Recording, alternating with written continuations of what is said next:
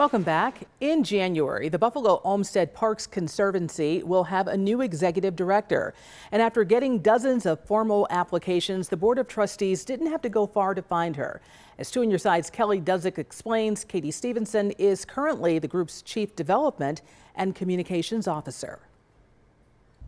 Catie Stephenson is a Buffalo native who's worked for the Buffalo Olmsted Parks Conservancy for the past 6 years. The park that we're in today, Prospect Park, is actually one of the neighborhood parks that's important to my family. We spend almost every day here in this park, and it's been really interesting over my time at the Conservancy to hear from residents how meaningful their neighborhood park is to them. Stevenson says she originally applied for her first job with the Conservancy to find out more about the relationship a community has with public spaces. Olmsted designed parks not just for himself or for the people who lived during his time. He designed parks to care for the people of the future. We saw that during the COVID-19 pandemic. We were so incredibly lucky to have the parks that we have here in Buffalo. And it's really important that these parks are open and accessible and free for everybody to use 365 days a year. In her new role, Stevenson says she wants to enhance the relationship the group has with the city of Buffalo.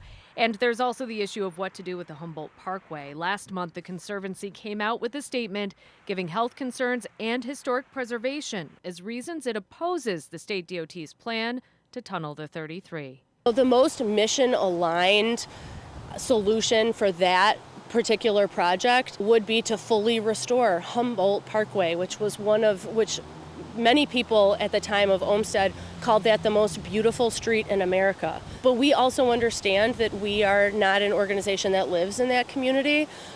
So it's important that the community has a chance to come forward and to voice their opinion about what they would like in that space.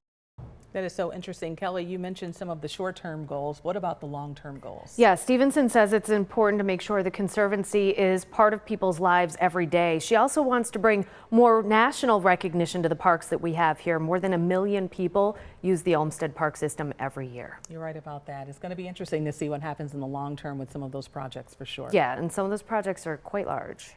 Very large, Yeah. especially when you talk about Humboldt Parkway. Right. You're right about that. Thanks, Kelly.